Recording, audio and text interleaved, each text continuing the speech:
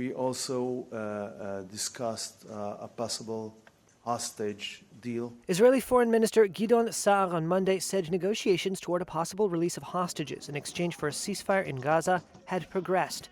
That comes as an official briefed on the negotiations described to Reuters a midnight breakthrough in talks between the sides in Doha. The official said the text for a ceasefire and release of hostages was presented by Qatar.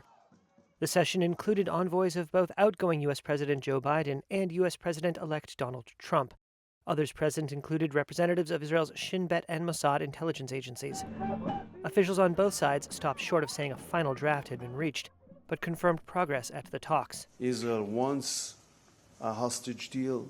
Israel is working with our American friends in order to achieve a hostage deal, and soon we will know whether the other side wants the same thing. A Hamas official who asked not to be named told Reuters on Monday that discussions over some core issues for a ceasefire deal in Gaza had advanced. The United States, Qatar, and Egypt have worked for more than a year on talks to end the war in Gaza, so far fruitlessly.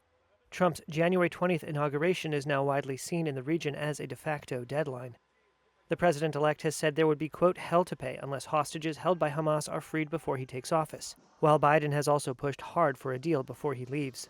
The warring sides have agreed for months broadly on the principle of halting the fighting in return for the release of hostages held by Hamas and Palestinian detainees held by Israel. But Hamas has always insisted a deal must lead to a permanent end to the war and Israeli withdrawal from Gaza, while Israel has said it will not end the war until Hamas is dismantled. Israeli Finance Minister Bezalel Smotrich, a hardline nationalist who has opposed previous attempts to reach a deal, denounced the latest proposals as a, quote, surrender and a, quote, catastrophe. Angry family members of Israeli hostages confronted him at a Knesset session on Monday, accusing him of abandoning their loved ones. Israel launched its assault in Gaza after Hamas fighters stormed across its borders in October 2023, killing 1,200 people and taking more than 250 hostages, according to Israeli tallies.